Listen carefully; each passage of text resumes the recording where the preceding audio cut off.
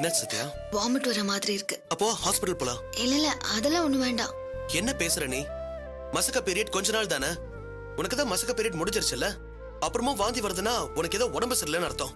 அது மகாவை பாதிக்கிறதுக்கு முன்னாடி மரியாதை ஹாஸ்பிடல் போலாம் வா. அதெல்லாம் வயித்துல இருக்கிற குழந்தைக்கு முடி வளர்ந்தா அம்மாக்கு இந்த மாதிரி வாமிட் வர்றது சகஜம்தான். அப்படியா? என்ன அப்படியா?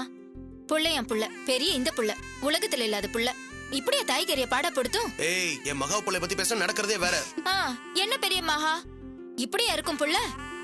ஏதோ வயித்துல உருவானோமா, ஒரு 10 நாள் மசக்கை கொடுத்தோமா, பூ போல பிறந்தோமான்னு இருக்க வேண்டாம்.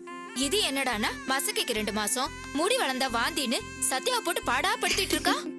என் புள்ள மட்டும் உயிரோட இருந்திருந்தான்னு வைங்க, அவ்வளவு பெரிய ஜான்சி ராணி யாருன்னு பார்த்து தூக்கிட்டு வாடான்னு சொல்லிருப்பேன். அவ்வளவு ஏப்ப சப்பையா வளப்போன்னு நினைச்சேன் என் பொண்ண. கராத்தே, பாக்ஸிங், கத்தி சண்டைன்னு எல்லாத்தையும் கத்து கொடுத்து இளவரசி மாதிரி வளர்ப்பேன். அந்த இளவரசி அடக்குற மாதிரி ஒரு பையனை நான் கண்டுபிடிச்சு கொண்டு வந்து கொடுப்பேன்.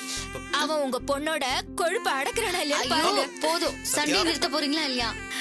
சத்யா, உங்க 2 பேருக்கு வேணும்னா உங்க மக பெரிய இவளா இருக்கலாம்.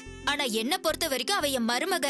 அத்தனா மரியாதை கொடுக்கணும்னு சொல்லி வை அவளுக்கு. சொல்றேன். அத்தையோட கண்ணுல விரல விட்டு ஆட்டுவாய மகா. பாத்துக்க. பாப்போம் பாப்போம் இந்த சத்யா கலாவா இந்த மகாவான்னு. சத்யா, உன் வயித்துல இருந்துட்டு பாடா படுத்திட்டு இருக்கா, அதுக்கெல்லாம் நீ அசந்துராத. உனக்காக சுக்கு அப்புறம் கருப்பட்டி இதெல்லாம் போட்டு நீர்க்க வச்சு பால் கொண்டு வந்திருக்கேன். உன் மகாக்கு முடி வளர்றதும் போதும், உன் அவஸ்தைப்படுத்துறதும் போதும். இது குடி, வாந்தி வர மாதிரி இருந்தா நின்னுடும், சென்சேஷன் எல்லாம் பறந்து போயிடும். சரி அண்ணா, மசக்கையா இருக்கிற சிலருக்கு குழந்தை பிறக்கிற வரைக்கும் இந்த மாதிரி எல்லாம் இருக்கும்.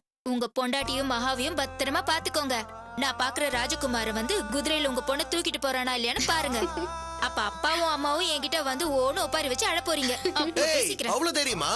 என் பொண்ணோட கோவத்துக்கு முன்னாடி அதெல்லாம் பலிக்காது. பாக்கலாம் பாக்கலாம். என்ன பேசிட்டு போறா பாத்தியா?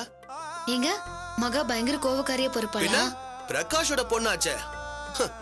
ஒரு கோவக்காரனே என்னால சமாளிக்க முடியல. இப்படி ஒரு கோவக்காரி பொருந்தா என் பாடம் என்ன ஆகுது? அதான் என் தங்கச்சி சத்யகலா இருக்கால, அவளை வச்சு சமாளிச்சு போ. இப்போதைக்கு நான் என் மகாவையும் மகாவோட அம்மாவையும் கொஞ்சம் போறேன். கமா.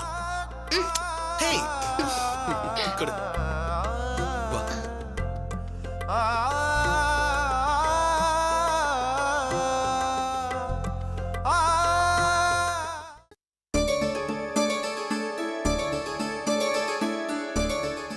நீங்க எல்லாரும் கீழே இருக்கிற சப்ஸ்கிரைப் பட்டனை மறக்காம பிரஸ் பண்ணுங்க.